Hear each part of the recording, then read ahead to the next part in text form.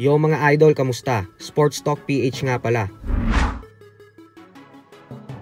Ang pahayag ni Arom, pag-usapan natin yan mga idol. Ngunit bago ang lahat ay huwag kakalimutang mag-subscribe at i-click ang notification bell button for more sports talk. So habang abala nga po sa pag-iisip ang top rank promoter Bob Arum patungkol sa kung papayagan niya pang makipag-rematch ang kanyang alaga na si WBO Super Featherweight World Champion Emmanuel Navarrete kontra sa ating pambato na si Charlie Suarez, o kaya naman ay papaakyatin niya na lang ito ng 135-pound lightweight division upang hindi na ito mahirapan pa na kunin ang tamang timbang sa weigh-in, ay muli na naman nga po itong nagsalita patungkol sa nalalapit na laban ng ating pambansang kamauman ni Pacquiao. Ayon po kasi kay Arum ay kailangan daw ni Pacquiao ng isang matinding milagro kung gusto nitong makuha ang tagumpay laban kay Mario Barrios sa edad na 46 anyos. Giit ni Arum na nalulungkot daw talaga siya para kay Pacquiao kasi hindi niya umano talaga maintindihan kung bakit kailangan pa nitong lumaban ulit.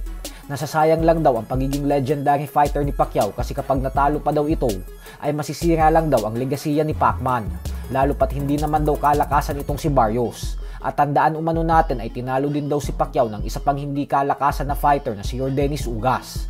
Hindi daw sana mangyayari ang lahat ng ito kung naging disiplinado lang si Pacquiao at nagretiro na noong talunin niya ang former Unified Welterweight World Champion Keith One-Time Thurman mahigit 6 na taon na ang nakakalipas.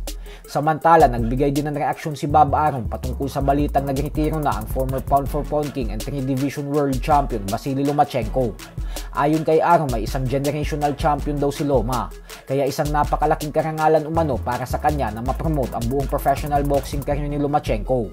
Mamimiss niya daw ang mga matitinding performance ni Loma sa ibabaw ng lona, lalo pat si Loma daw para sa kanya ang pinakamahusay na technical fighter sa buong kasaysayan ng boxing.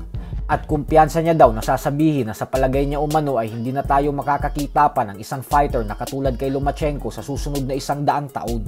Sa kabilang banda naman mga idol ay puspusa na nga po ang pag-iensayo ng ating pambato na si former WBC Featherweight World Champion Mark Magnifico Magsayo para sa nalalapit niyang laban sa undercard ng Manny Pacquiao vs Mario Barrios sa July 19. At kanina nga lamang po ay tila nagwala ito sa wildcard G matapos nitong magpakawala ng sunod-sunod na solidong suntok sa punching bag.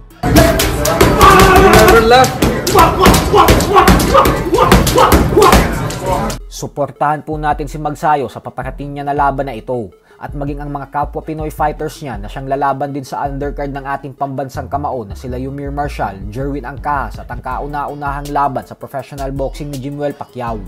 Maging si Pacman ay masayang-masaya na lalaban ang mga MP boys sa undercard niya. Undercard niya, no? Tulo sila.